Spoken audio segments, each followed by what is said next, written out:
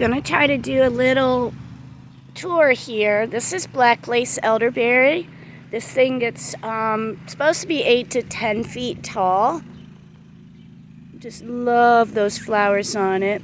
It needs a pollinator from a different species, and I don't have one close enough so I can have berries. But I do have one I saw growing out in the backfield, so hopefully maybe next year I'll get berries.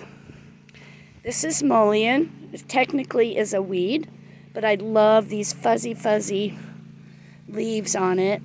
It'll probably get about 7 foot tall with a yellow flower on it. Okay, we're going to cruise around. There's a yucca here in the back. We have a spirea right here.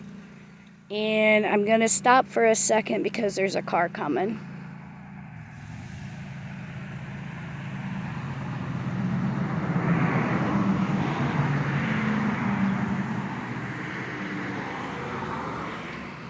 These are hyacinths in the back, and they are yellow enough. It is time to get them cleaned up.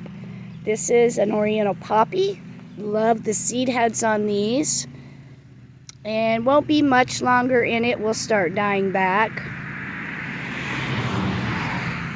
You can see already down at the bottom it's starting to go.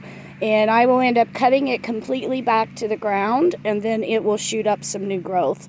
Usually I think about in August is when it'll start coming back up.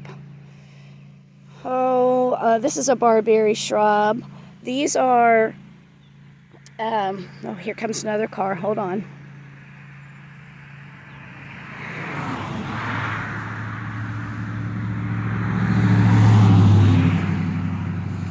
Scabiosa, and they need to be deadheaded so that they will keep blooming.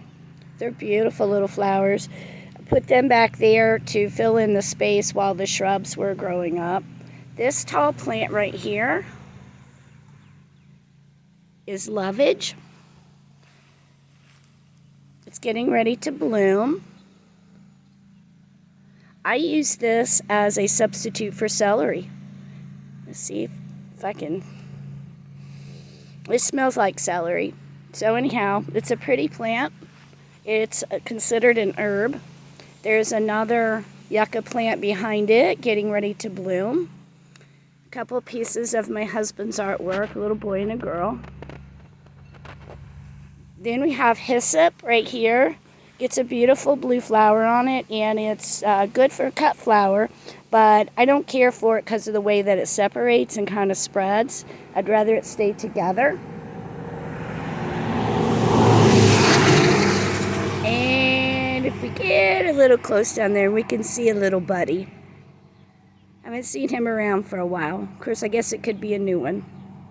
Good little garter snake.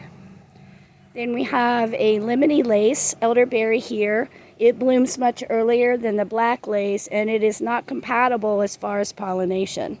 It didn't do very well last year, but it's doing much better this year. We have some Camomile right here. It'll put up little white flowers with a yellow center.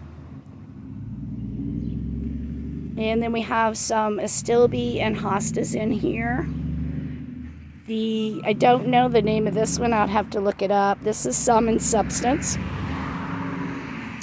And these are, all of these plants are all new from last year, so they still have quite a bit of growth to go on them. These hydrangeas, hydrangea, getting ready to bloom. This is Annabelle. They open the chartreuse green color, and they will turn to white. I cut these completely back to the ground in February, and they will exceed their size. You can see here how far out they come, and they come clear out, and they will do that yet this year, even after I cut them to the ground. But they are pretty full of buds right now. I hadn't cut them back for about 12 years, 10 years, I can't remember now. And they much needed it. They weren't looking very good last year. So they're looking very healthy this year. One last thing we have over here. This is a rose bush. It was here when I moved here. So I know it's been here a minimum of 30 years. It's in shade almost all the time. It has issues with powdery mildew, but the flowers are just gorgeous on it.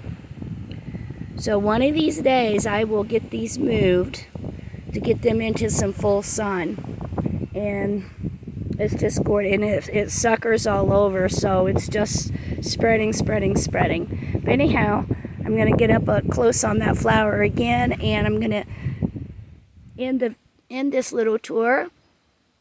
Thank you very, very much for watching, and I hope you have an awesome day.